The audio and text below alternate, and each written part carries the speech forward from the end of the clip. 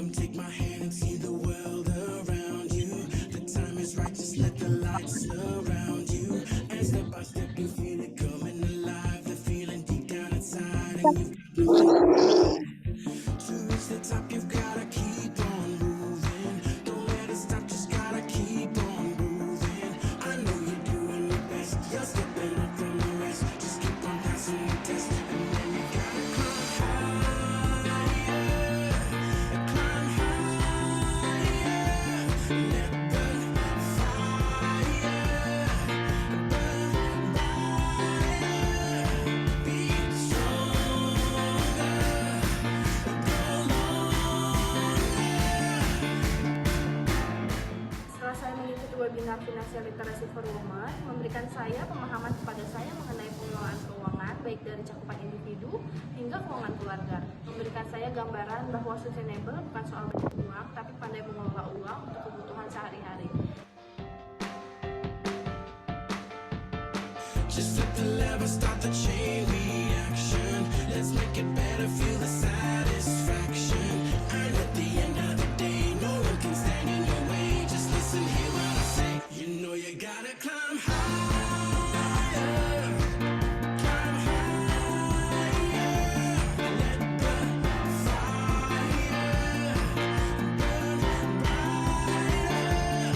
Be stronger.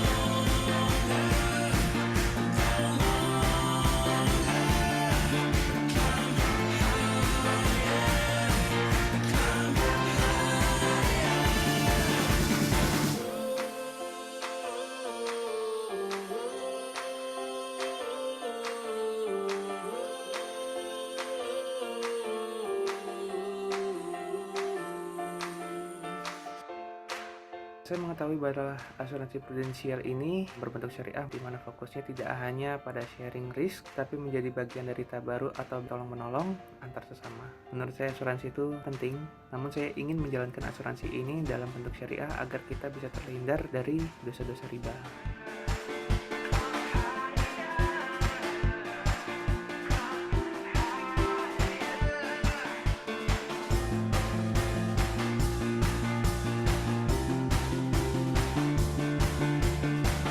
Anak-anak lebih mengerti bagaimana cara Membelanjakan dengan bijak, banyak-banyak menabung.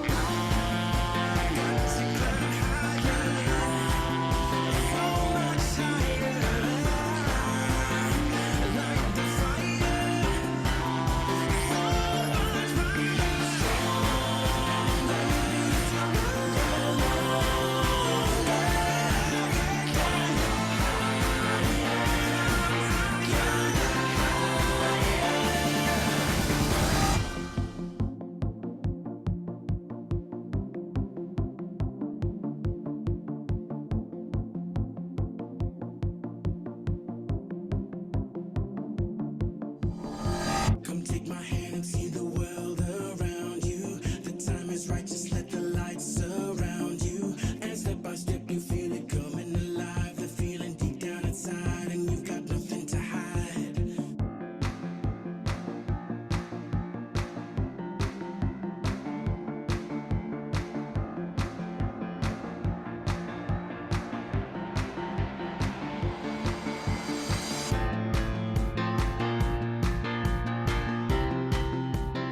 Dengan rumah yang sehat, rumah yang layak, masyarakat nyaman, dan dia memikirkan yang lainnya gitu, seperti mencari nafkah untuk keluarganya, untuk mencari uang untuk mensekolahkan anaknya. Ya senang biar warga itu tahu untuk menjaga kesehatan, bercuci tangan di tempat-tempat umum. Biar di Desa Tanjung Anom itu biar warganya pada sehat.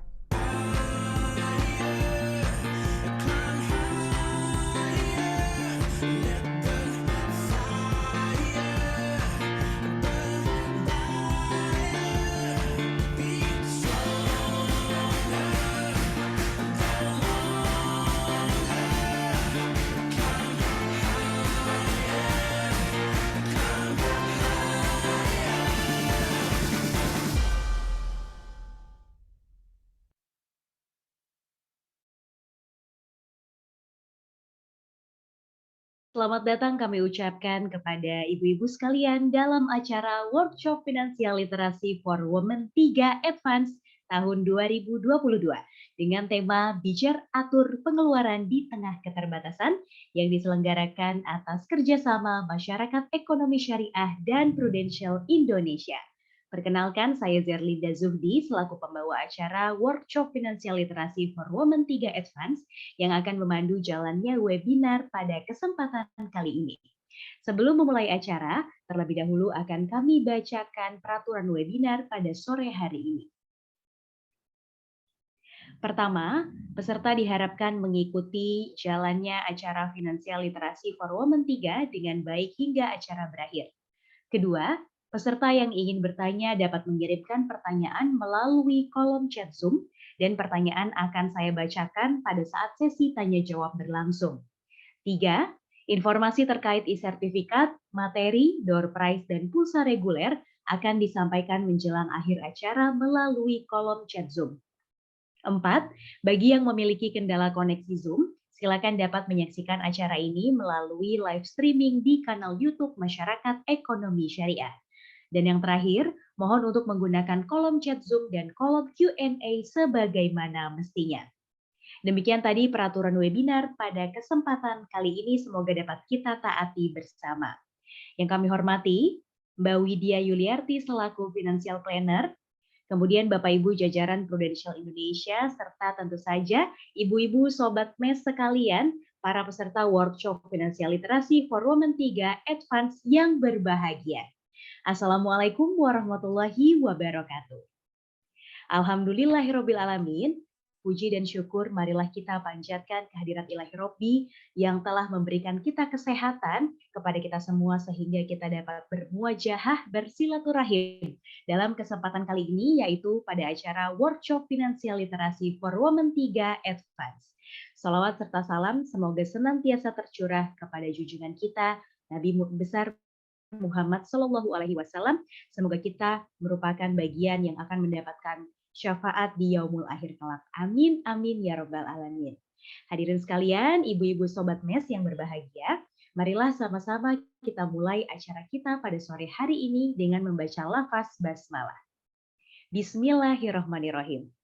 Dan kami informasikan juga kepada para peserta Workshop Finansial Literasi for Women 3 Advance bahwa sertifikat acara, pulsa reguler, dan juga door prize acara hanya akan diberikan kepada peserta yang mengikuti acara dari awal sampai selesai dan mengisi kuesioner melalui link yang akan kami share di sela-sela acara melalui kolom chat Zoom.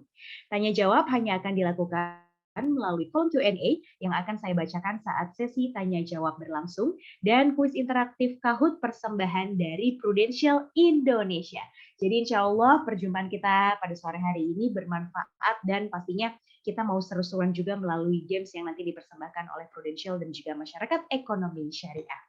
Nah, ibu-ibu sobat MES sekalian pastinya penasaran banget nih ya, gimana sih caranya merencanakan keuangan yang baik supaya budgetingnya tuh benar-benar tetap keplot dengan baik dan juga kita bisa disiplin nih. Jangan khawatir, pasti banyak banget pertanyaan karena sudah hadir di tengah-tengah kita nih narasumber pada kesempatan kali ini yaitu Mbak Widya Yuliarti selaku Financial Planner. Kita sapa dulu ya.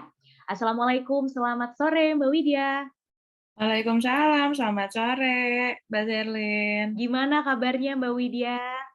Alhamdulillah baik, Mbak Zerlin gimana kabarnya? Sehat, alhamdulillah. Ini pastinya nih sobat-sobat ibu-ibu sobat MES juga udah sabar banget nih mau dengerin materi dan juga mungkin kita nanti akan simulasi langsung ya Mbak Widya ya terkait dengan perencanaan keuangan yang baik. Oke, kalau gitu karena Mbak Widya juga sudah hadir ke tengah-tengah kita, nanti juga Mbak Widya akan ngebahas PR nih yang udah dikasih sama Mbak Widya di perjumpaan sebelumnya ya di hari Sabtu 1 Oktober 2022. Jadi langsung aja kepada Mbak Widya kami persilakan. Oke, terima kasih banyak Mbak Zerlin. Selamat sore teman-teman semuanya. Assalamualaikum warahmatullahi wabarakatuh. Senang banget ya. Pertemuan kedua nih rame juga gitu dari pertemuan pertama gitu kan ya. Nih aku mau tanya nih, siapa aja dari teman-teman yang hadir dari sesi pertama nih? Boleh dong kita absen dulu ya. Siapa aja yang hadir dan sudah mengerjakan PR-nya? Oke, sambil dibantu oleh kakaknya ini untuk share screen. Boleh dibantu kah untuk share screen dari tim? Oke. Oke. Wah, semuanya sudah hadir ya. Wah, banyak banget dari Kak Ana, dari Kak Susi. Oke, Oke, ini lagi. Oke, nah, oke, thank you. Terima kasih banyak dari Kak Salsa, dari Kak Arum. Halo semuanya. Wah, keren ya, semuanya sudah hadir. Jadi ini udah nggak sabar ya untuk kelanjutannya gimana nih ya.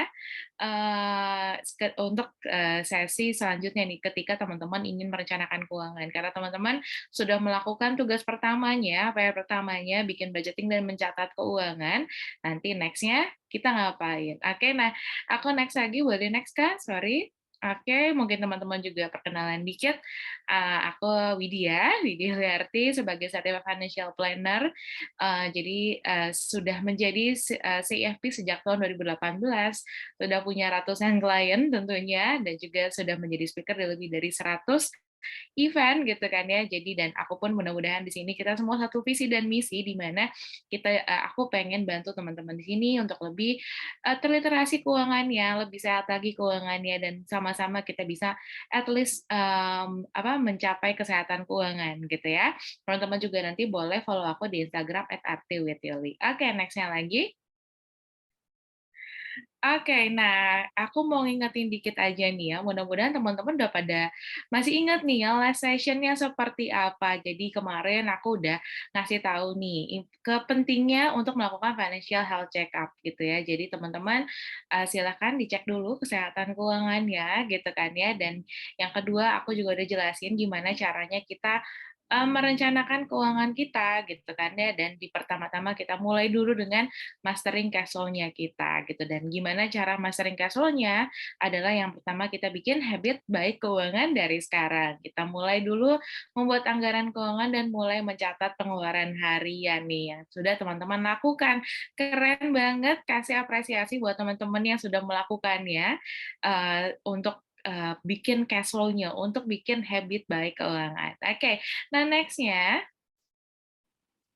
Oke.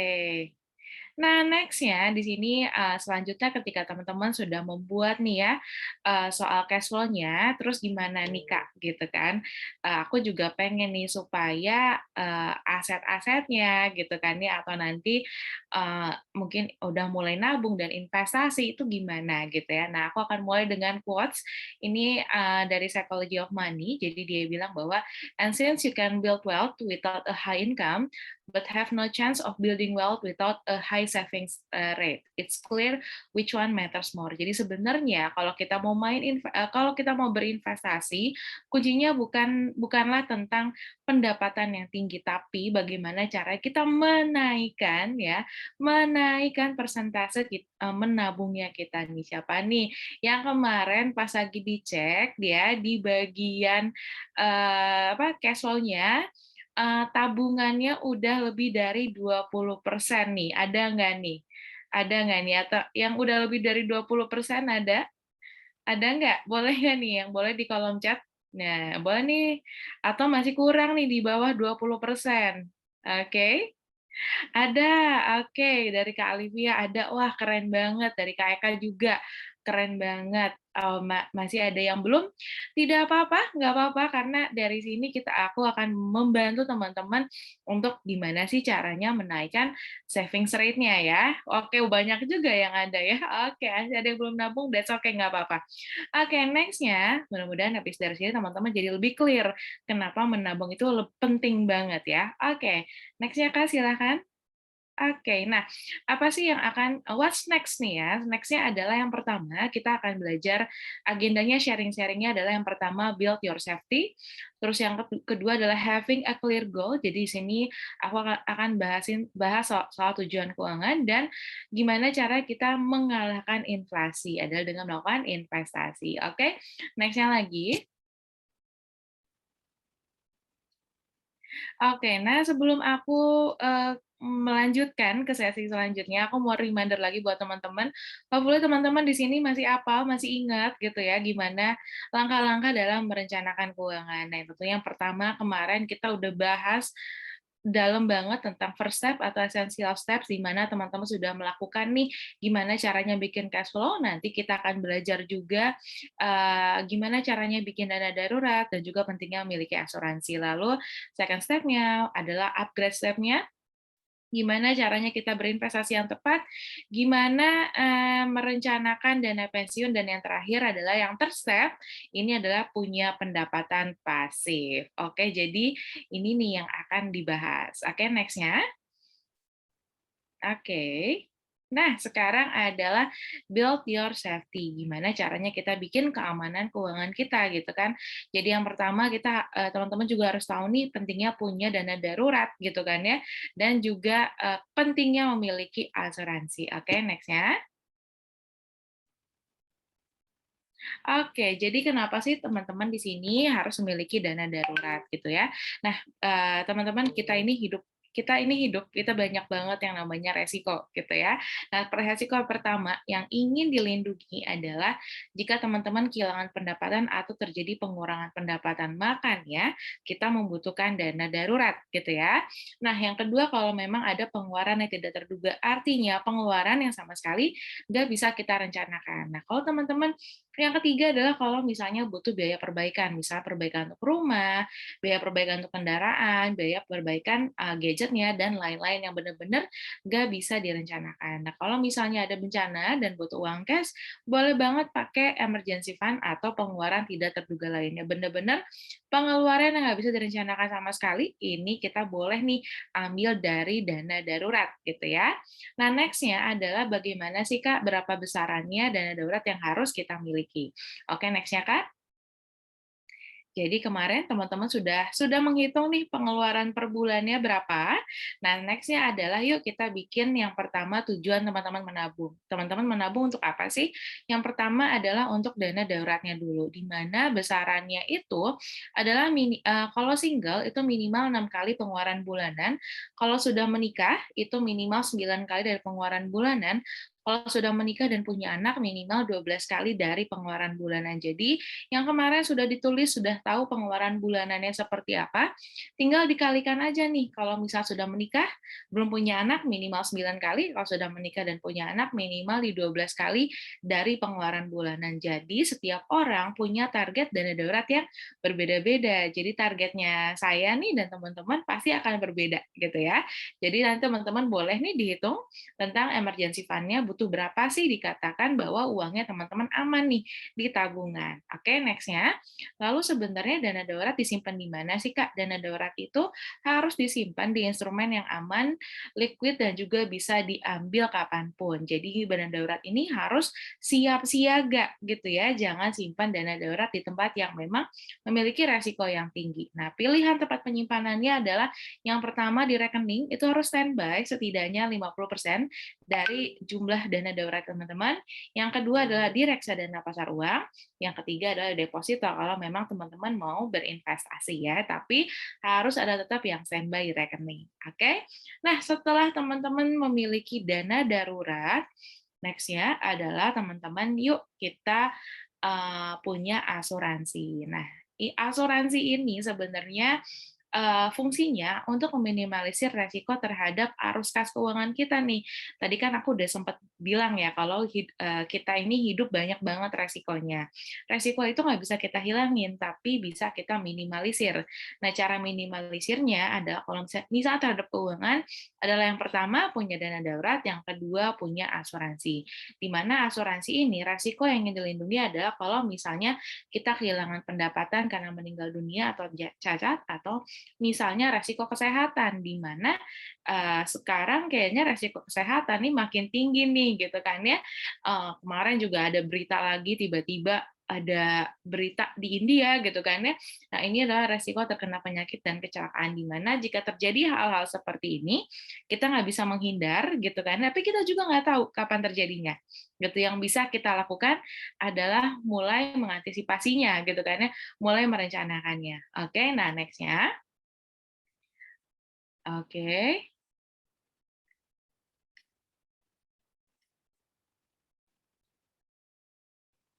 Boleh kan next-nya?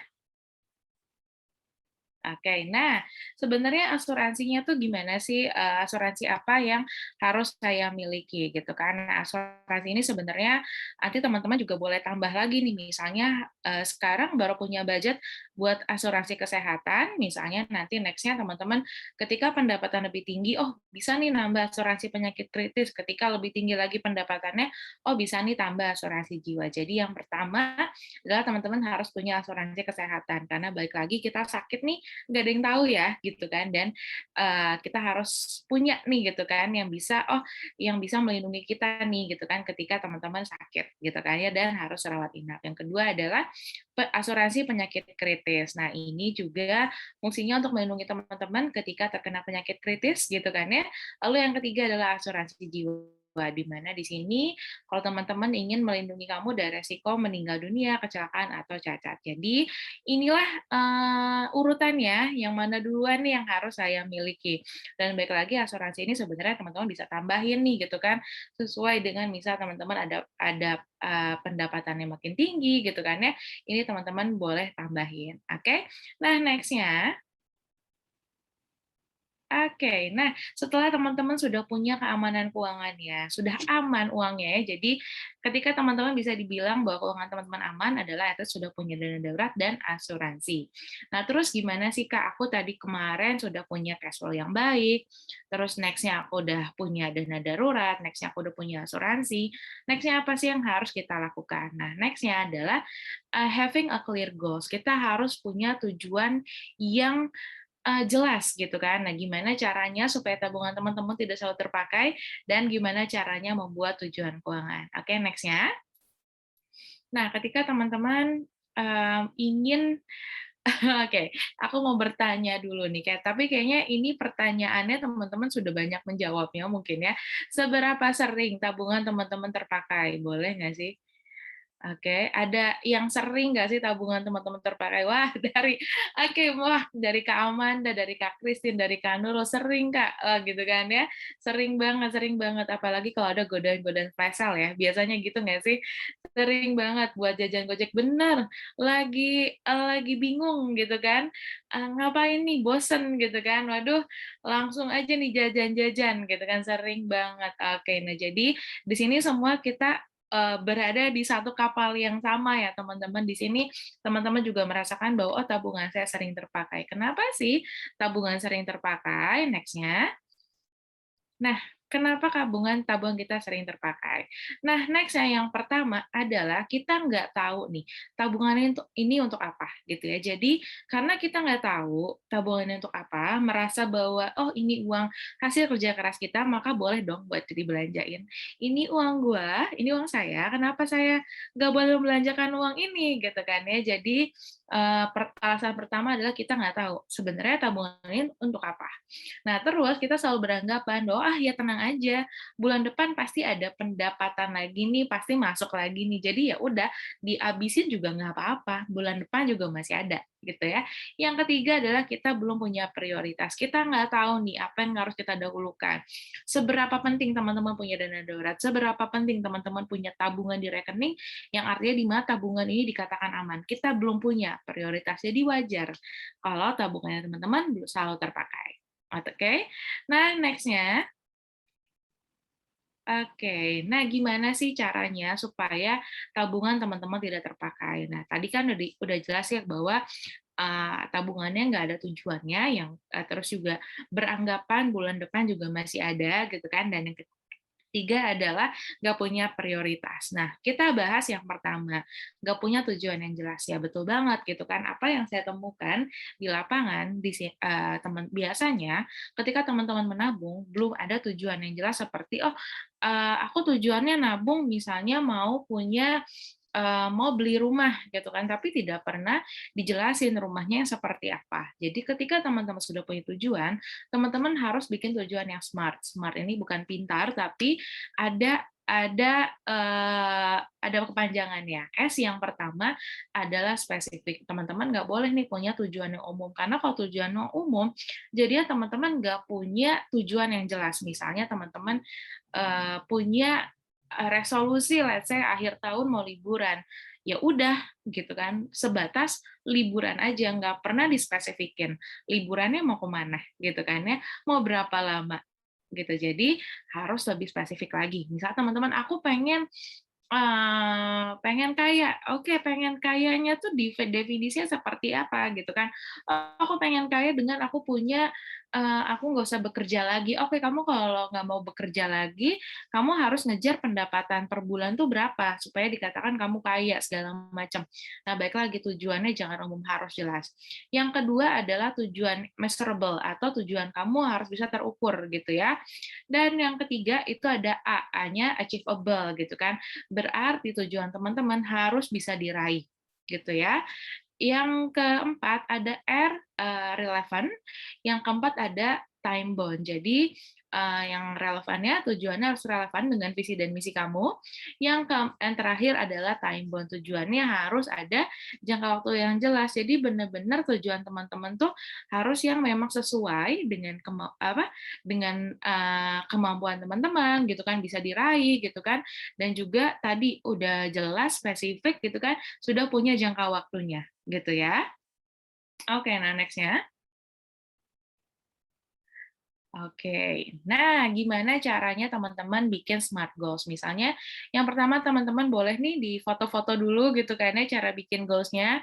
Yang pertama adalah teman-teman tentu ini tujuan keuangan yang ingin dicapai. Misalnya nih, aku misalnya mau beli rumah di Bandung, atau misalnya teman-teman mau beli rumah di Depok, atau misalnya mau beli rumah di Jogja, bebas. Atau mau beli rumah, mau beli kendaraan, mau punya dana darurat, itu bebas banget. Nah, berapa sih harga rumah yang ingin kamu beli? Karena pasti tiap rumah beda-beda. Misalnya, aku mau tipenya nggak usah yang gede-gede deh, gitu kan. Aku tipenya pengen yang ada halamannya, segala macam, pasti harganya berbeda. Nah, di sini karena aku sudah spesifik nih, aku beli rumah di Bandung, di jalan ini, di mana harganya adalah sekitar 500 juta. Berapa lagi sih sebenarnya aku mau beli rumah tersebut? Misalnya, aku beli rumah tersebut 10 tahun lagi. Berapa sih imbal hasil investasi yang kamu harapkan? Misalnya aku pengen imbal hasilnya sekitar 10% per tahun, dan berapa sih inflasi harga rumah? Karena balik lagi kita setiap barang itu pasti ada inflasinya gitu kan. Misalnya inflasinya adalah 8% per tahun. Jadi ketika teman-teman bikin tujuan keuangan harus bisa sejelas ini nih, tahu gitu kan ya. Oh, saya pengen tujuannya apa, berapa lama lagi gitu kan. Jadi bikin goals-nya yang smart. Oke, nah next-nya.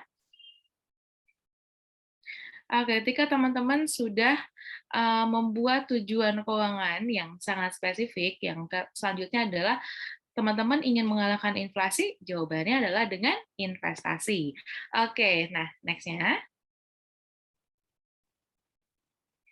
Oke, nah jadi sebenarnya investasi itu nggak sembarangan nih teman-teman. Investasi itu sebenarnya kita juga harus melakukan 3 investasi yang sangat penting sebelum teman-teman investasi di paper aset atau aset-aset kertas. Nah, yang pertama, teman-teman harus investasi di diri sendiri. Jadi penting banget teman-teman misalnya menambah skill-nya teman-teman nih. Misalnya teman-teman ada yang suka, oh saya mau nambah pendapatan nih, misalnya menambah pendapatan dengan cara dropship. Oh, kalau dropship artinya teman-teman harus nambah skill marketing. Oh, aku nggak tahu nih skill marketing, teman-teman ikutan webinar soal marketing, gitu kan? Atau bisa di sini teman-teman sudah melakukan hal yang benar nih, ikutan kelas keuangan di sini, itu udah keren banget, gitu kan ya. Ini menjadi investasi ke diri sendiri ya teman-teman. Nah, yang kedua adalah investasi relasi, karena biasanya kita kan nggak tahu ya rezeki datang dari mana, gitu. Siapa tahu dari teman kita, gitu kan ya. Nah, teman-teman jangan lupa investasi relasi, baru ketiganya investasi aset. Jadi investasi itu tidak langsung nih teman-teman langsung investasi, tapi ada step-stepnya. Selain langkah-langkah dalam perencanaan keuangan, ternyata ada investasi-investasi lain yang sebenarnya jadi modal utama kita nih untuk bisa investasi aset. Dan teman-teman tahu nggak investasi apa yang sebenarnya sangat apa ya? Kalau aku bilang abadi dan juga nggak bisa dicuri gitu kan, nggak bisa turun juga. Nah, investasi yang nggak bisa turun adalah nilainya adalah investasi diri sendiri, karena itu value-nya gede banget buat teman-teman, dan itu investasinya tentunya nggak bisa turun, dan itu juga investasinya nggak bisa diambil ya. Oke, nah next-nya mungkin aku juga akan banyak-banyak karena mungkin nanti kita akan buka sesi sendiri gitu ya. Jadi ini boleh teman-teman foto-foto dulu aja, siapa tahu nih jadi bahan ini ya teman-teman, buat teman-teman nanti ngerencanain. Jadi sebenarnya instrumen investasi itu ada banyak, yang syariah juga sekarang udah banyak banget gitu ya. Jadi instrumen investasinya boleh kita bagi jadi 3. Ada yang untuk jangka waktu pendek 1-2 tahun, ada yang untuk jangka waktu menengah 3-5 tahun, ada yang untuk jangka panjang di atas 5 tahun. Nah, di sini kalau 1-2 tahun, teman-teman bisa di tabungan berjangka, deposito syariah, atau reksadana pasar uang syariah. Nah, terus yang ketiga, kalau jangka menengah bisa di surat berharga syariah negara, reksadana pendapatan tetap, dan reksadana campuran syariah, di emas juga bisa. Nah, untuk yang jangka panjang, cukup panjang, bisa ke reksadana saham syariah atau saham syariah. Jadi di sini udah banyak banget nih pilihan teman-teman untuk berinvestasi. Oke? Oke, nah next-nya.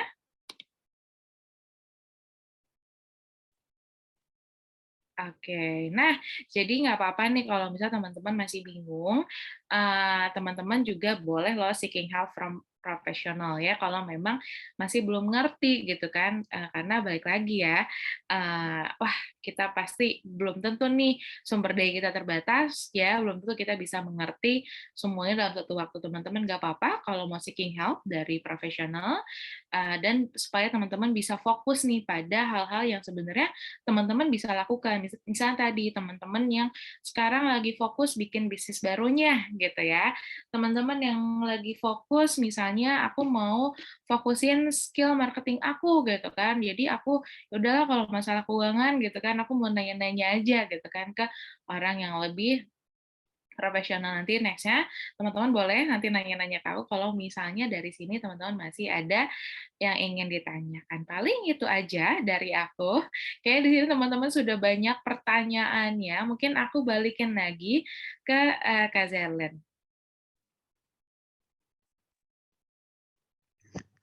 Oke, makasih banyak Mbak Widya atas materinya. Ini ada sedikit-sedikit menyinggung materi yang sebelumnya, tapi juga penambahannya seputar investasi, terus juga pastinya juga kita nanti supaya lebih jelas lagi, teman-teman bisa langsung menanyakan ataupun juga laporan nih PR yang waktu itu udah dikasih sama Mbak Widya, udah sejauh apa dikerjainnya, jadi nanti kita kulik bareng-bareng ya Mbak Widya ya.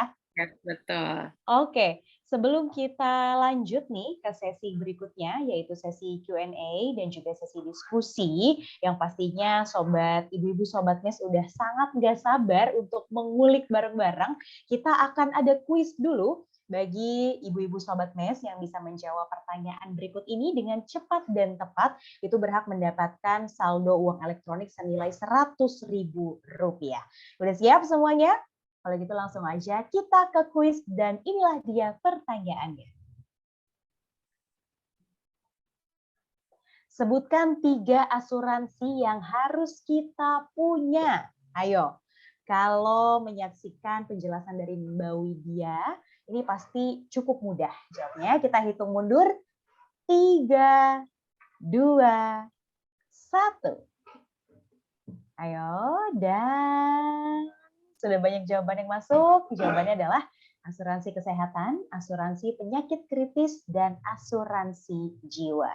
Bagi ibu-ibu sobat mes yang bisa menjawab dengan cepat dan tepat, nanti akan dihubungi oleh pihak panitia dan mendapatkan saldo uang elektronik senilai Rp100.000.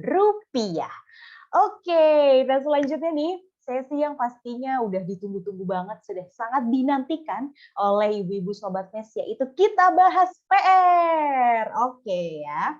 Nah, pastinya nih nanti juga ibu-ibu akan bisa tanya-tanya langsung ke Mbak Widya seputar pencatatan keuangan yang baik itu seperti apa. Dan kami informasikan kembali nih bahwa melalui chat Zoom ini ataupun juga fitur Raise Hands, ibu-ibu bisa bertanya langsung kepada Mbak Widya karena akan ada saldo uang elektronik senilai Rp100.000 bagi ibu-ibu sobat mes yang berani mempresentasikan PR yang diberikan oleh Mbak Widya. Oke, nah selanjutnya nanti kita juga masih akan ada sesi Kahoot, jadi ibu-ibu jangan kemana-mana, tetap pantengin terus acara kita yang sungguh insightful pada kesempatan kali ini ya. Oke, ini nanti akan disiapkan oleh panitia pertanyaan-pertanyaan yang sudah masuk karena memang sudah banyak sekali nih ibu-ibu yang sangat excited nih Mbak Widya mau ngobrol-ngobrol langsung sama Mbak Widya. Jadi Mbak Boleh. Widya juga standby. Wah, ini aku udah dikirimin sama panitia nih. Pertanyaannya Oke. borongan ya. Oke. Oke. Ini dari Tri Hidayah di Mhm. Magelang. Mhm. Pertanyaannya gini Mbak, saya memiliki cicilan dan jika waktu gajian uang selalu habis untuk kebutuhan pokok dan membayar cicilan tiap bulan. Saya belanja setiap gajian untuk 1 bulan hingga waktu gajian berikutnya. Saya ingin sekali menabung atau memiliki dana darurat. Selain kebiasaan dan gaya hidup yang harus berubah, apa saja yang harus berubah Mbak Widya? Silakan langsung dijawab. Oke, nah, tadi yang pertama adalah, lagi punya cicilan. Nah, Yes. ini sebenarnya dicek dulu cicilannya, mungkin kemarin udah ditulis nih ya, berapa pengeluaran cicilannya segala macam. Nah, yang pastikan bahwa cicilannya ini tidak lebih dari 30% pendapatan per bulannya. Kenapa? Karena berharap nanti 20% ya bisa menabung, menabung dan juga, investasi gitu. Jadi, yang pertama cicilannya kalau misalnya di atas 30% mungkin ini menjadi PR untuk kita beresin dulu nih cicilannya gitu kan. Kita beres cicilannya supaya cicilannya nggak besar nih. Jadi yang harus diutamakan adalah beresin cicilannya. Kalau memang selanjutnya adalah ketika tahu nih cicilan kita cukup besar gitu kan ya, lalu biaya hidup juga sebenarnya ini udah dikurangin banget, tapi ternyata ya cukup besar juga nih gitu kan. Nah, next-nya adalah memang mau nggak mau kita harus nambah pendapatan gitu kan, karena kita udah tahu nih goals-nya adalah kita pengen nabung gitu kan dengan cicilan yang besar seperti ini menjadikan budget kita tuh nggak leluasa gitu ya. Jadi ya mau nggak mau memang kita harus nambah pendapatan. Nah, dengan teman-teman nih sekarang sepertinya mencari pendapatan, aku tahu sih sebenarnya nggak begitu gampang gitu kan, nggak gampang. Tapi at least sekarang teman-teman mungkin udah tahu nih di sekarang dengan kehadiran teknologi gitu kan, teman-teman bisa mengambil apakah sekarang udah banyak freelance atau misalnya tadi mau jadi dropship nih gitu kan, atau misalnya suka sosial media atau suka bikin just tip segala macam. Jadi sebenarnya itu bisa dimanfaatkan oleh teman-teman gitu. Jadi kalau dari aku memang perlu banget tadi kita lihat dulu cash flow-nya. Kalau memang memungkinkan untuk kita fokusin dulu semua ke utangnya diberesin, gitu ya. Lalu kalau memang sudah utangnya juga memang sudah terdesain karena memang ini udah ada jangka waktunya, berarti mau nggak mau kita harus nambah pendapatan gitu. Jadi seperti itu dulu saja karena kalau misalnya dipaksain nabung, ini pasti akan sulit banget untuk biaya hidupnya, kecuali biaya hidupnya masih bisa dikurangin lagi, itu akan jauh lebih baik. Tapi kalau nggak bisa, berarti langkah terakhir adalah kita nambah pendapatan. Seperti itu, Kak Zerlin. Oke, terima kasih Mbak Widya. Terima kasih juga Bapak atau Ibu Tri Hidayah dari Magelang. Mudah-mudahan membantu ya jawaban dari Mbak Widya. Oke, kita ke pertanyaan selanjutnya. Kita loncat ke Yogyakarta dari Ibu Bening Sari. Saya ibu rumah tangga, anak 1 umurnya 2,5 tahun, dan gaji suami UMR 1,8 juta. Hanya pas untuk kebutuhan sehari-hari dan belum lagi kalau ada hajatan, dana untuk 1 bulan sudah habis sebelum waktunya. Serta saya tinggal serumah dengan adik saya yang masih sekolah SMK dan ibu saya. Ibu saya juga bekerja tapi tidak menentu hasilnya dan setiap bulannya ibu saya harus membayar hutang di bank sebesar Rp600.000 setiap bulan dan angsuran motor adik saya Rp300.000 setiap bulan. Jadi terkadang ibu dan adik saya, kami juga yang tanggung untuk kebutuhan sehari-hari. Pertanyaan saya, pertama, bagaimana cara yang tepat mengatur pengelolaan dana dalam keluarga saya agar bisa menabung dan memiliki dana darurat? Yang kedua, investasi apa yang pas dengan keuangan saya tersebut? Silakan Mbak Widya untuk bisa menjawab. Oke, nah, sebenarnya ini kurang lebih sama seperti yang pertama gitu ya. Jadi memang harus dirunut dulu aja si cash flow-nya. Tadi ditulis nih pengeluarannya apa aja, udah nih. Nah terus dicek lagi si cicilannya ini tadi berapa persen nih, ngambil berapa persen sih persentasenya dari pendapatan kita gitu kan. Apakah ngambil 30% atau enggak. Kalau misalnya kalau pas 30% harusnya kita punya sekitar 70% nih untuk kita jadikan untuk pengeluaran kebutuhan sehari-hari gitu kan ya, sebenarnya cukup besar 70%. Nah, terus yang kedua adalah balik lagi, kalau memang ada biaya-biaya hidup yang memang bisa dikurangin gitu kan ya, itu akan jauh lebih bagus lagi gitu ya. Kalau misalnya nggak ada, berarti kita lanjut ke step berikutnya adalah kita harus menaikkan pendapatan kita mau nggak mau. Gimana caranya? Ya tadi, yang pertama adalah kita mulai investasi diri sendiri dulu gitu ya, karena itu penting banget, itu investasi yang nggak bisa diambil oleh siapapun, yang nggak mungkin bodong juga.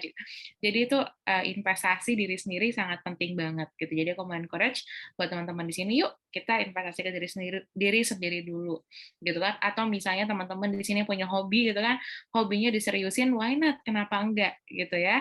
Itu juga bisa jadi source of pendapatan barunya teman-teman gitu. Jadi boleh nih teman-teman hobinya diseriusin, itu boleh banget gitu kan.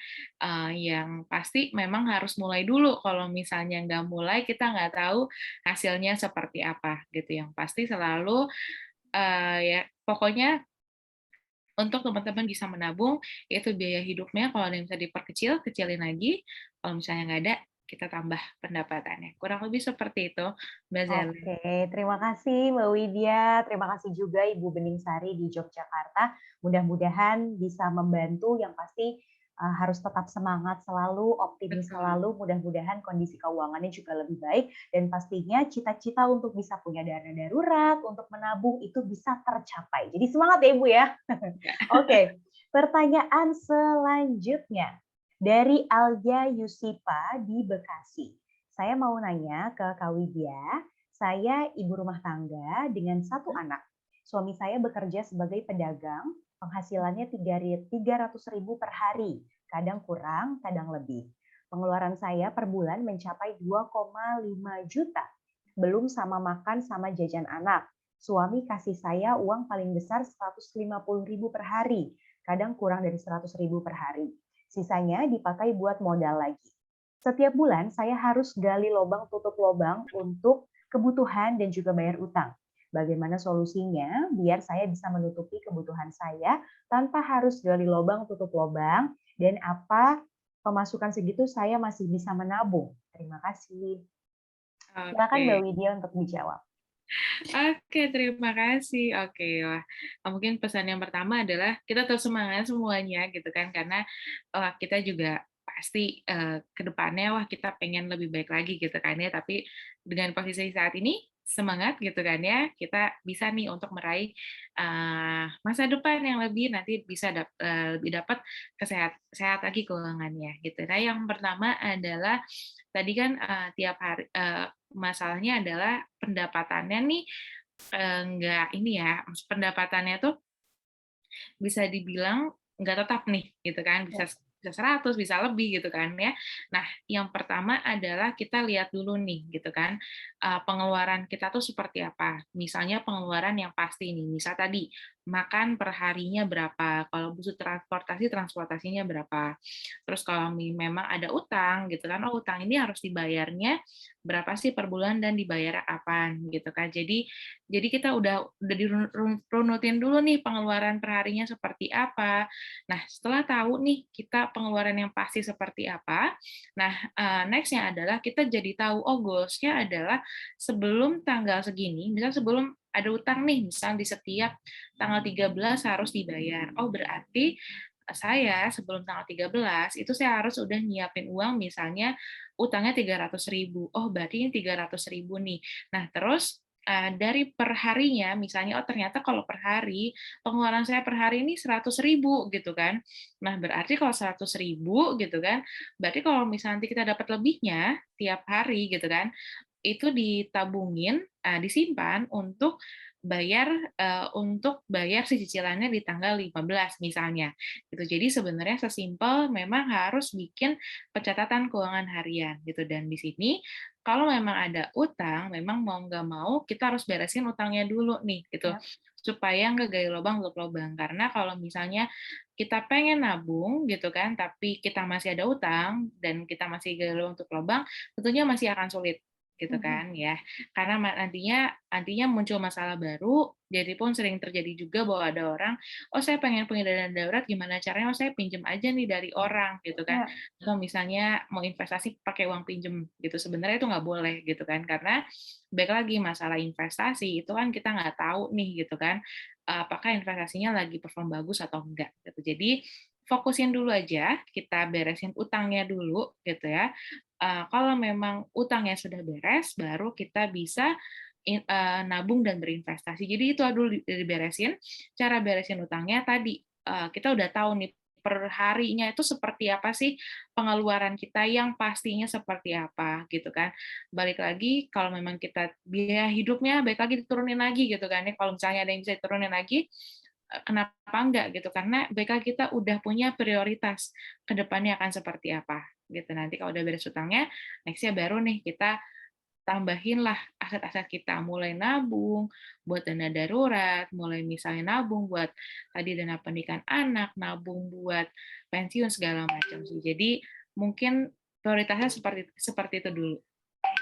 Oke, jadi Mbak Alia ini juga tadi sudah dikasih tips oleh Mbak Widya bahwa memang yang harus dilakukan adalah pencatatan keuangan harian, itu dicatat dengan teliti, sedetail mungkin, terus kemudian supaya nggak gali lubang tutup lubang, memang berfokus pada bayar utangnya dulu gitu ya Mbak Widya ya, diberesin satu-satu pelan-pelan dibabat habis utang-utangnya, baru istilahnya membuka lembaran baru dengan pencatatan keuangan dan juga pos-pos keuangannya lebih disiplin lagi. Gaya hidupnya juga mengikuti dengan kemampuan sesuai memang yang dimiliki oleh Mbak Alia dan juga keluarga. Mudah-mudahan membantu dan bermanfaat ya Mbak Alia ya. Oke, selanjutnya ini kami mohon untuk bisa open mic Ibu atau Bapak Ari Wahyuningsih. Ibu Ari Wahyuningsih. Silakan untuk bisa open mic dulu. Bisa langsung bertanya ke Mbak Widya. Ada Ibu Ari Wahyuningsih, dipersilakan. Ada, Bu. Oke, baik. Silakan Ibu Ayu untuk bisa langsung ngajuin pertanyaannya ke Mbak Widya. Sebentar, Kak. Aku izin off cam ya, Kak. Oh iya, baik. Nggak apa-apa. Iya. Saya Ari Wahyuningsih dari Lampung. Izin bertanya, Kak. Ya, silakan Ibu. Ya, bagaimana sih cara mengatur keuangan yang ideal untuk seseorang yang pemasukannya tuh nggak menentu setiap harinya? Kayak contohnya tuh pedagang gitu kan, pemasukannya kadang untung, kadang rugi. Nah, terus gimana sih cara menetapkan anggaran-anggarannya? Dan bagaimana cara mengevaluasi bahwa anggaran yang sudah dibuat itu sudah tepat, Kak? Oke, baik. Terima kasih Mbak Ari atas pertanyaannya. Sudah cukup jelas ya Mbak Widya ya? Langsung boleh dijawab. Oke, nah Mbak Ari, terima kasih banyak gitu ya. Jadi kalau untuk menjawab dari Mbak Ari nih terhadap concern keuangannya, yang pertama, gimana caranya menganggarkan, mengelola keuangan ketika memang tadi kita mendapatkan pendapatan yang tidak pasti nih gitu kan ya. Nah, untuk itu yang pertama adalah tadi kalau untuk yang per hari gitu kan ya, baik lagi kita harus list dulu nih gitu pengeluaran-pengeluaran yang memang pasti, nggak bisa diganggu gugat gitu kan. Misalnya kita memang harus tahu, misalnya contoh lah listrik gitu kan. Oh, listrik penggunaan kita adalah misalnya saya 100.000 tuh bisa 2 bulan gitu kan misalnya. Oh, itu kan pasti gitu kan. Oh, kita harus nganggarin 100.000 buat 2 bulan nih untuk bayar listrik gitu kan. Misalnya apalah pokoknya pengeluaran-pengeluaran yang pasti dan nggak bisa dikurangin lagi. Itu udah di listnya. Nah, nanti dari situ sebenarnya jadi akan tahu per harinya kita butuh berapa sih untuk bisa menutupi semua kebutuhan kita gitu ya. Nah, tadi itu yang pertama, memang kuncinya adalah mau nggak mau memang di anggarannya sama di pencatatan keuangan hariannya gitu ya. Nah, yang kedua adalah gimana sih caranya berapa persen misalnya yang harus kita tabungkan segala macam, dan ini tuh udah bener belum sih apa yang saya lakukan gitu kan. Nah, yang pertama adalah setidaknya dari Mbak Ari ini nanti dicek lagi gitu kan, apakah tiap bulan bisa nggak sih 20% dari pendapatannya itu ditabungkan. Jadi memang 20% adalah pendapatannya itu tidak dilakukan untuk pengeluaran, untuk dikeluarkan, di spending gitu kan. Jadi 20% nih benar-benar ditabungin gitu ya. Bisa nggak nih gitu. Nah, kalau bisa 20% itu artinya keuangannya udah aman gitu. Keuangannya sudah ideal nih gitu. Tapi kalau misalnya bisa lebih besar, itu akan jauh lebih baik gitu ya. Jadi misalnya bisa juga misalnya tadi kan Mbak Ari udah tahu nih perlu hari, let's say misalnya sama kayak tadi 100.000 gitu kan, tiba-tiba Mbak Ari dapat per bulan per harinya tiba-tiba dapat 300.000. Nah, jangan menganggap bahwa si 300.000, 200.000 nanti kayak uang, wah gue bisa nih, wah aku bisa nih untuk jajan segala macam gitu. Lebih baik 200.000-nya memang disimpan gitu. Jadi karena kebiasaan dari kita ketika kita mendapatkan uang dalam jumlah yang besar, kita menganggap itu sebagai uang kaget gitu. Padahal sebenarnya bukan, itu bukan uang kaget. Jadi kalau memang ada pendapat besar nih gitu kan, usahakan jangan dipakai dulu nih untuk kalau memang nggak urgent banget gitu ya. Tetap aja yang digunakan adalah memang ini yang standar per harinya kita memang harus ngeluarin segini, nggak boleh lebih dari segini gitu ya. Kurang boleh tapi nggak boleh lebih dari segini gitu. Nah, si 200.000-nya kalau misalnya itu 200.000-nya disimpan ya di tabungan gitu. Nah, ini yang nanti akan dipakai misalnya kalau memang ada hari-hari yang wah ternyata kita 100.000 aja nggak dapet nih.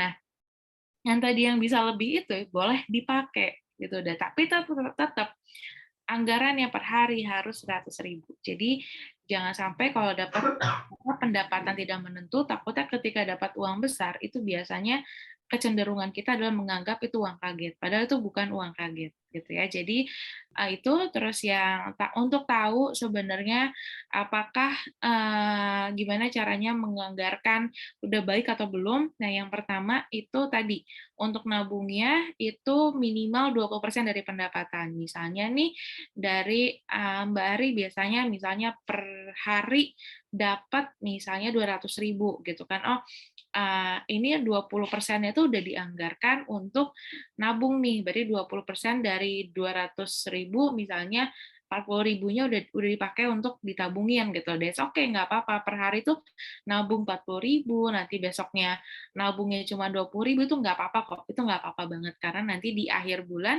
nanti Mbak Ari bisa mendapatkan yang besar gitu kan ya. Jadi that's okay, nggak apa-apa, kecil-kecil dulu aja.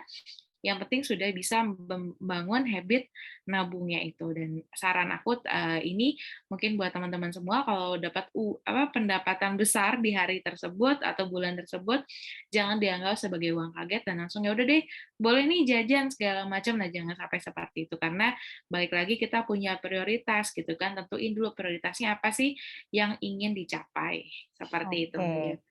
Oke, terima kasih banyak Mbak Ari sudah bertanya. Mudah-mudahan jawaban dan juga tips dari Mbak Widya bisa membantu. Tadi kalau salah satu kunciannya yang perlu dilakukan oleh kita-kita nih yang mungkin punya pendapatan yang nggak tentu setiap harinya atau setiap bulannya adalah bikin rata-rata kebutuhan setiap bulannya gitu ya Mbak ya, atau kebutuhan per harinya tuh rata-rata berapa, dipakemin di angka itu, dipatok gitu di angka itu sebisa mungkin kita disiplin. Kalau misalnya kita dapat uang lebih, anggap aja siapa tahu besok-besok kita ternyata pendapatannya di bawah rata-rata, uang lebihannya bisa kita pakai. Jadi kuncinya adalah disiplin. Nah, yang menarik juga tadi dari Mbak Widya adalah menabung itu dikit-dikit nggak apa-apa, yang penting kita bikin habitnya. Ya. Ini benar-benar sesuatu yang juga aku rasain pribadi, daripada nih ya mungkin ibu-ibu sobat mes, kita tuh kayak mikirin, aduh ini gimana nih nabungnya bisanya dikit, daripada nggak sama sekali, mendingan dimulai meskipun sedikit. Yang penting bangun dulu habitnya, bangun dulu kebiasaannya, insya Allah mudah-mudahan seiring berjalannya waktu, habitnya udah ada, pemasukannya meningkat, jadi nominal nabungnya juga bisa bertambah, gitu ya.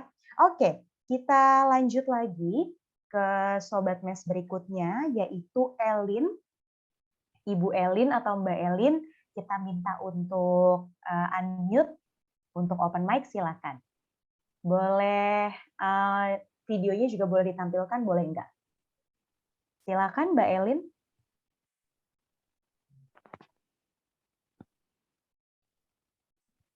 Ya, oke silahkan. Mbak Elin pertanyaannya kepada Mbak Widya. Iya, Mbak Widya mau tanya nih. Kita kan ada dana darurat ya. Tapi kadang-kadang dana darurat itu nggak sesuai sama budget yang kita cadangin, gimana buat antisipasinya? Oke, jadi maksudnya Mbak Elin adalah dana daruratnya tuh belum nyampe ke target gitu kali ya? Iya, soalnya kadang pas sakit itu Hmm. jauh dari dana yang kita budgetin. Oke, baik. Sudah cukup jelas Mbak Widya? Oke, jelas. Dipersilakan untuk menjawab. Oke, terima kasih banyak Mbak Elin. Salam kenal. Oke, nah, jadi untuk dana darurat itu seperti apa kalau, apalagi terutama kalau kita sakit gitu kan ya. Jadi memang sebenarnya keperuntukan dana darurat itu bukan untuk ketika kita sakit, karena memang diharapkan adalah ketika kita sakit nih kita ada dari asuransi gitu kan sebenarnya. Jadi kalau memang ada kecenderungan nih bahwa sebenarnya Mbak Ellen saat ini belum punya asuransi misalnya, at least berarti kan sebenarnya dana daruratnya harus dibesarin gitu kan ya. Nah jadi itulah kunciannya. Jadi balik lagi tiap orang belum tentu sama nih, misalnya dengan kita minimal, misalnya Mbak Elin sudah menikah, ada punya anak nih, misalnya minimal 12 kali dari pengeluaran bulanannya gitu kan. Tapi karena Mbak Elin, saya belum ada asuransi, berarti dana daruratnya harus lebih besar lagi nih.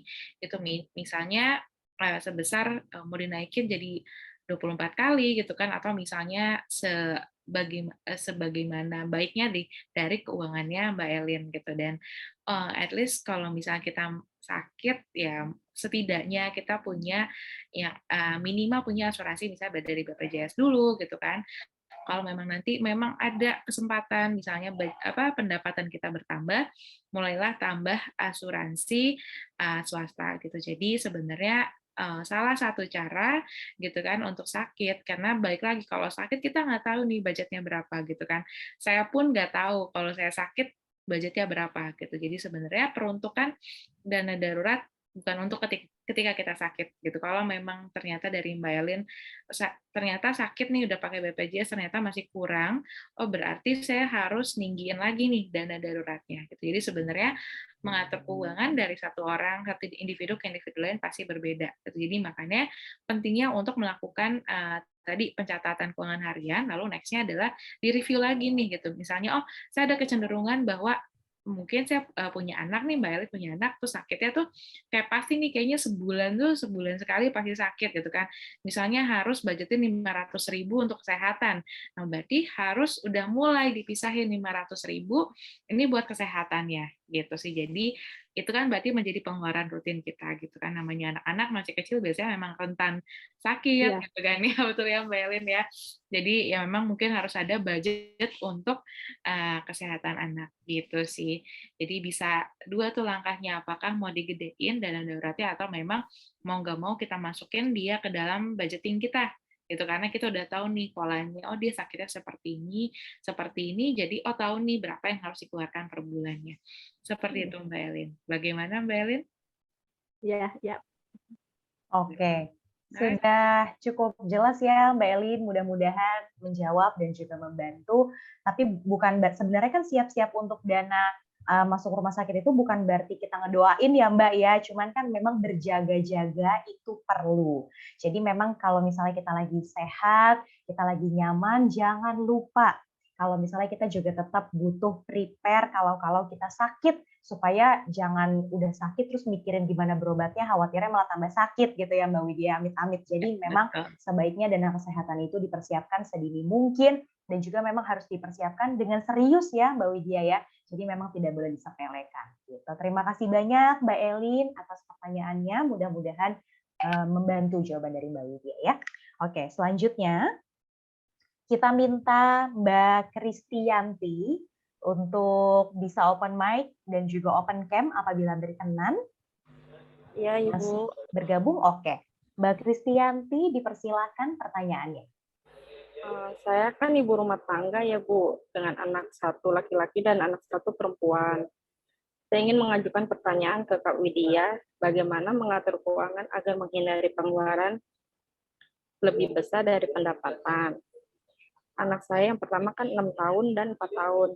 Cara penyisian sebagaimana uang untuk asuransi pendidikan anak saya, apakah cara tersebut sudah benar? Oke, baik. Terima kasih Mbak Kristianti pertanyaannya. Jadi Mbak Kristianti ini memiliki 2 orang anak, satu 4 tahun, satu 6 tahun. Sehat-sehat ya Mbak ya, anak-anaknya Masya Allah. Nah pertanyaannya adalah Mbak Kristianti ini, pertanyaannya tadi ada 2 ya kalau saya tidak salah. Yang pertama adalah gimana caranya supaya pengeluaran tidak lebih besar daripada pendapatan. Dan yang kedua, Mbak Kristianti ini sedang mempersiapkan tabungan pendidikan. Seperti itu? Ya, oke, baik. Silakan Mbak Widya untuk dapat bantu menjawab. Oke, terima kasih banyak Mbak Kristianti atas pertanyaannya, gitu ya. Oke, dan ini juga mungkin menjadi kepusingan nih ya bagi mungkin teman-teman di sini gitu yang sudah punya anak, gimana nih cara ngatur pengeluarannya gitu kan, dan cara mengatur gimana sih mempersiapkan dana pendidikan anak karena memang kalau dana pendidikan anak ini cukup tricky juga ya, cukup wah gimana nih mempersiapkannya karena tiap jenjang akan berbeda-beda. Oke, nah yang pertama pasti tentunya adalah kita harus mulai dari cash flow-nya. Nah, tadi juga ada concern gimana caranya supaya pengeluaran tidak lebih besar daripada pendapatan. Nah, ini jawabannya pasti sama kalau dari aku adalah kita memang balik lagi, review lagi cash flow-nya, review lagi gimana sih pengeluaran per bulannya kita gitu kan. Kenapa sih bisa sampai lebih besar gitu kan? Apakah memang ada hal-hal yang seharusnya ini bisa kita ini tuh nggak usah nih pengeluaran ini gitu kan. Malah kita lakukan gitu kan. Nah, ini semua bisa terlihat semuanya dari catatan pengeluaran harian dan juga bikin budgetingnya gitu ya. Dan selalu berpegang sebenarnya setidaknya 20% dari pendapatan itu bisa kita investasikan, bisa kita tabungkan dan juga investasikan. Jadi di situ kalau mau punya cicilan itu maksimal banget 30% dari pendapatan.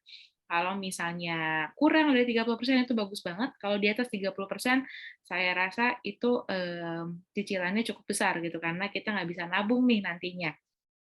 Oke, nah selanjutnya untuk dana pendidikan anak, gitu kan, misalnya sekarang pakai asuransi pendidikan, nah ini boleh di make sure aja apakah asuransinya ini bener nih, polisnya itu sesuai nggak nih, gitu kan ya, dengan, oh misalnya di umur sekian anak nanti akan keluar sekian, itu di make sure apakah itu bisa keluar, gitu kan, karena balik lagi tiap asuransi kan pasti ada polisnya masing-masing, gitu. Nah yang pasti adalah ketika kita ingin merencanakan dana pendidikan anak, yang pertama kita harus tahu sebenarnya anak kita ini mau disekolahinnya kemana, karena pasti tiap orang tua beda-beda nih gitu kan. Ada anaknya udahlah di negeri aja cukup, ada anaknya yang kayak orang tuanya udah aku pengen swasta gitu kan, ada anaknya yang orang tuanya yang pengen udah sama kayak waktu dulu aku sekolah gitu kan. Jadi memang yang pertama adalah survei dulu, survei kebutuhan dana pendidikan anaknya gitu ya. Yang pertama survei, terus udah gitu yang surveinya nanti ada biaya pangkalnya, biaya SPP-nya, per bulannya mau dikasih berapa anaknya, itu semua sudah direncanakan tiap jenjangnya, baik TK, SD, SMP, SMA, sampai bisa kita mau kuliahin anak kita sampai S1 misalnya, atau yang kayak ya udahlah gitu kan, mau sampai jenjang berapapun sesuaikan dengan keinginan juga gitu kan, dan juga planningnya seperti apa.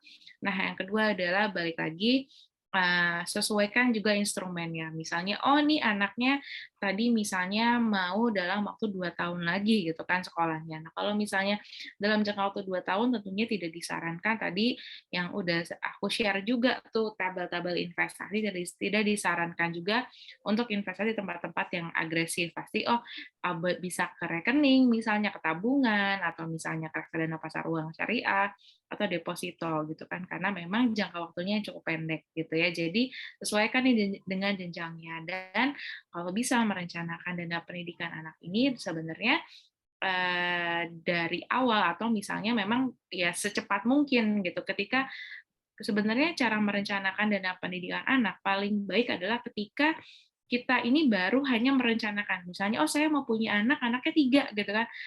Padahal anaknya belum ada gitu. Nah, itu cara terbaik gitu. Karena apa? Karena kita masih punya jangka waktu yang cukup panjang untuk merencanakannya. Kalau misalnya setahun sebelumnya tentunya kita akan jadi wah, gimana nih caranya? Ini mau seperti apa gitu kan. Ya, jadi lebih the sooner the better. Jadi lebih cepat lebih baik kita merencanakannya. Gitu. Kalau memang udah terlanjur nih, oh ya nih anak saya tahun depan, oh berarti kalau tahun depan tentunya kita yaudah deh kita nabung dulu aja gitu kan. Kita udah ada goals-nya nih, misalnya dana pendidikan anak itu pasti gitu kan. Misalnya anak masuk SD umur 6 tahun, oh butuhnya misalnya sekian juta gitu kan. Oh berarti misalnya contoh 10 juta. Oh misal kalau butuh 10 juta, kita punya jangka waktu 12 bulan, berarti 10 juta dibagi 12, itu berapa sih yang harus kita tabungkan per bulannya. Jadi mungkin bisa starting dari situ. Jadi yang pertama survei, kedua tentuin dulu jangka waktunya, berapa kita mau nyiapinnya, terus yang ketiga nanti dihitung aja sesuai dengan kebutuhannya. Hitung kasarannya kayak tadi misalnya kita butuh 10 juta di akhir tahun, misalnya di 12 bulan kemudian, maka 10 juta dibagi 12. Kalau misalnya setelah kita hitung nih, oh ternyata untuk dia sampai kuliah butuhnya, let's say 200 juta, contoh. 200 juta nih anak masih sekitar 18 tahun lagi. Oh yaudah, nanti 200 juta dibagi 18 tahun, jadi nanti berapa sih yang harus kita tabungkan per bulan atau per tahunnya. Gitu. Jadi sebenarnya harus dimulai dari situ dulu, kurang lebih seperti itu. Mungkin itu aja dari aku. Mungkin dari Mbak Kristianti ada yang mau ditanyakan lagi? Silakan Mbak Kristianti.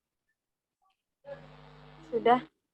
Oke, baik. Terima kasih banyak Mbak Kristianti sudah bertanya ke Mbak Widya. Jadi kalau misalnya untuk gimana caranya supaya pengeluaran tidak lebih besar daripada pendapatan, kalau tadi Mbak Widya kunciannya adalah cicilannya. Itu mungkin jadi salah satu kuncian ya Mbak Widya ya, jangan melebihi 30% dari pendapatan.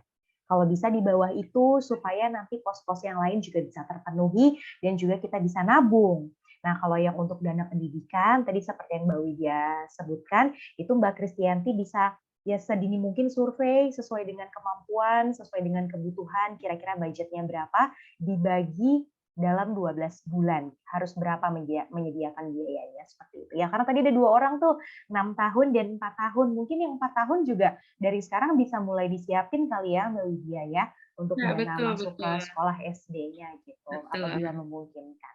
Semangat selalu Mbak Kristianti dan juga ibu-ibu Sobat Mes lainnya. Setelah ini kita akan ada kuis Kahoot terlebih dahulu. Nanti kepada ibu-ibu Sobat Mes yang bisa menjawab dengan cepat dan tepat akan mendapatkan door prize persembahan dari Prudential Indonesia dan juga Masyarakat Ekonomi Syariah. Dan inilah dia sesi Kahoot. Pastikan ibu-ibu Sobat Mes mengunjungi website kahoot.it, kemudian masukkan game PIN yang tertera di layar. Game PIN-nya adalah 5244754. Sekali lagi, ibu-ibu masuk dulu ke kahoot.it, kemudian masukkan angka game PIN yang tertera di layar. Game PIN-nya adalah 5244754. Sekali lagi, game PIN-nya adalah 5244754. Sudah ada 130 peserta yang masuk. Masih ditunggu ibu-ibu yang lain, ayo masuk ke kahoot.it. Kemudian masukkan game PIN-nya yaitu 5244754. Tulis nama Anda di kolom nickname. Baik, masih kita tunggu, hampir 200. Oke, sedikit lagi 200. Oke, baik. Kita mulai ya, Ibu ya. Dan inilah dia pertanyaan.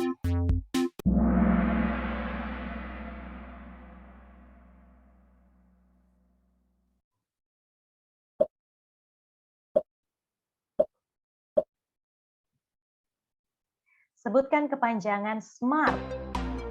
Specific, Measurable, Achievable, Relevant, Time-bound, dan pilihan lainnya bisa ibu-ibu baca sesuai dengan yang tertera di layar. Jawabannya adalah yang merah segitiga ya.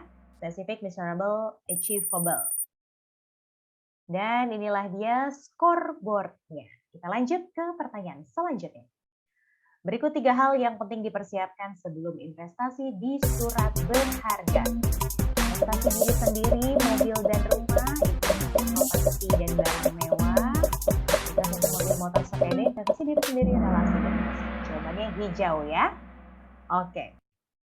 Dan inilah dia scoreboardnya. Oke, kita lanjut ke pertanyaan berikutnya. Berikut pilihan investasi untuk jangka waktu pendek kecuali tabungan berjangka, deposito syariah, reksadana pendapatan tetap dan reksadana campuran syariah atau reksadana pasar uang syariah. Jawabannya yang kuning. Ya, ada 73 orang yang berhasil menjawab dengan tepat. Oke, kita lanjut lagi ke pertanyaan selanjutnya. Apa kepanjangan dari MES? Masyarakat ekonomi sejati, masyarakat ekonomi syariah, masyarakat ekonomi siap, atau masyarakat ekonomi sukses? Jawabannya yang biru pastinya ya, masyarakat ekonomi syariah. Oke, kita lanjut lagi pertanyaan kelima. Siapa nama narasumber dalam acara hari ini? Vena Malinda, Zerlinda Suti, Donita, atau Widya Yulian? Ini pasti tahu lah ya. Tentu saja Mbak Widya Yuliarti. Oke, kita lanjut lagi pertanyaan terakhir. Apa tema dalam acara hari ini? Bijak atur pengeluaran di tengah keterbatasan, atasi kebobolan dan perencanaan keuangan, harta, wanita, keluarga, atau mulai merencanakan keuangan sejak dini. Jawabannya yang warna merah ya. Oke. Dan inilah dia. Selamat kepada para pemenang. Nanti akan Selamat kepada Ibu Siti Naimah Erna Puji Hastu dan Ayu Suhaya ya. Baik, selamat kepada ibu-ibu para pemenang. Mudah-mudahan nanti hadiahnya juga bisa dimanfaatkan dengan baik ya. Dan demikianlah tadi serangkaian acara Workshop Finansial Literasi for Women 3 Advance telah kita lalui. Alhamdulillahirrabbilalamin dapat berjalan dengan lancar. Semoga tentu saja menambah wawasan kita semua akan pentingnya perencanaan keuangan. Sertifikat acara dan pulsa reguler hanya bisa diklaim melalui link yang telah kami kirimkan via chat Zoom. Dan kami ucapkan selamat kepada peserta yang pertanyaannya tadi dibacakan dan pemenang kuis berhak mendapatkan door prize uang saldo elektronik senilai Rp100.000. Pemenang door prize akan kami informasikan juga melalui grup WA peserta. Informasi lebih lanjut silakan bisa menghubungi official panitia webinar. Kami ucapkan terima kasih kepada pengisi acara, pastinya Mbak Widya, kemudian ibu-ibu juga, para peserta sekalian, dan juga seluruh pihak yang telah membantu kelancaran acara ini, khususnya Prudential Indonesia yang telah mensponsori webinar pada kesempatan kali ini. Dan inilah dia pemenang door prize saldo uang elektronik senilai Rp100.000. Nanti akan dapat menghubungi pihak panitia untuk informasi lebih lanjut. Dan saya Zerlinda Zuhdi selaku pembawa acara, mohon pamit undur diri, mohon dimaafkan apabila dalam memandu jalannya acara terdapat kata-kata maupun juga perilaku yang kurang berkenan. Insya Allah mudah-mudahan kita bisa berjumpa lagi dalam event MES selanjutnya, ataupun juga dalam Financial Literasi for Women. Semangat selalu untuk ibu-ibu, terima kasih banyak atas antusiasme dan juga semangatnya untuk bisa belajar dan juga membenahi keuangan keluarga agar lebih baik. Insya Allah mudah-mudahan niat baik kita untuk keluarga diberikan kemudahan dan kelancaran oleh Allah Subhanahu wa taala. Amin amin ya rabbal alamin. Mari kita tutup perjumpaan kita dengan membaca lafaz hamdalah. Alhamdulillahirabbil alamin. Selamat sore, sampai berjumpa lagi dan wassalamualaikum warahmatullahi wabarakatuh.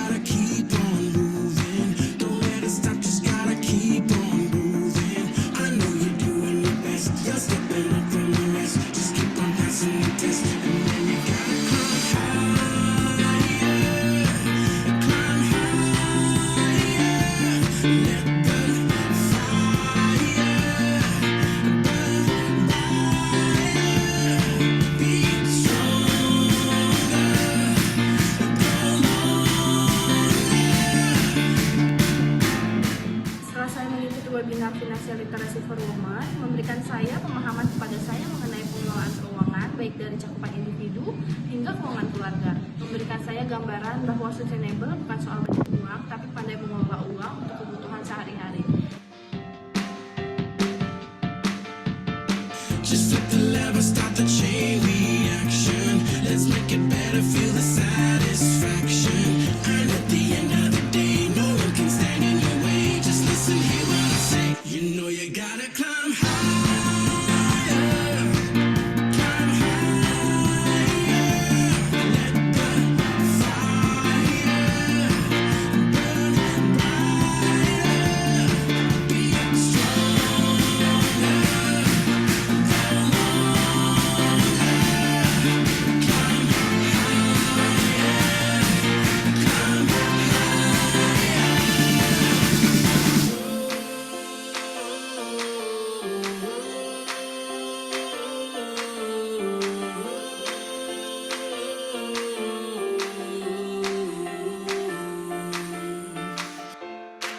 Saya mengetahui bahwa asuransi prudensial ini berbentuk syariah di mana fokusnya tidak hanya pada sharing risk tapi menjadi bagian dari tabaruk atau tolong-menolong antar sesama.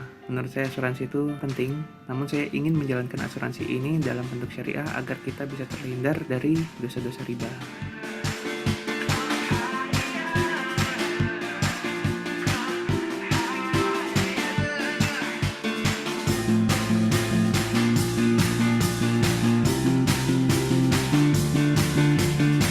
Anak-anak lebih mengerti bagaimana cara Membelanjakan dengan bijak, banyak-banyak menabung.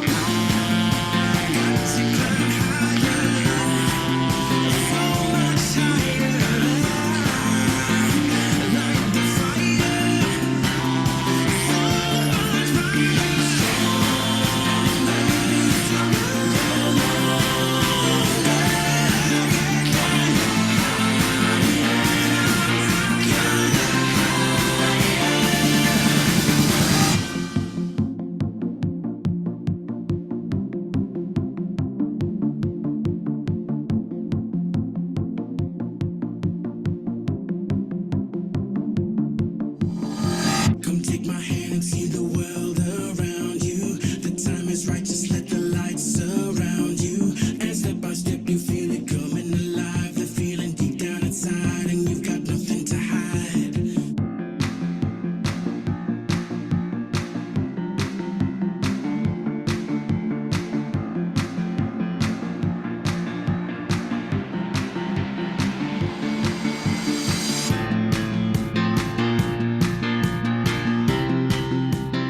Dengan rumah yang sehat, rumah yang layak, masyarakat nyaman, dan dia memikirkan yang lainnya gitu, seperti mencari nafkah untuk keluarganya, untuk mencari uang untuk mensekolahkan anaknya.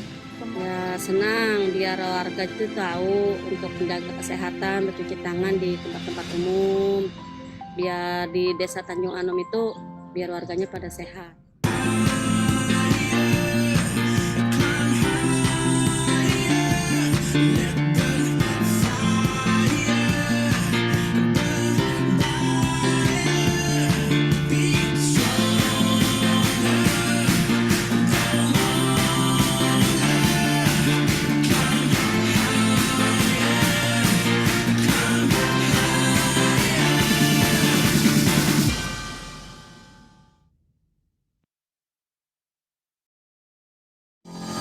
Come take my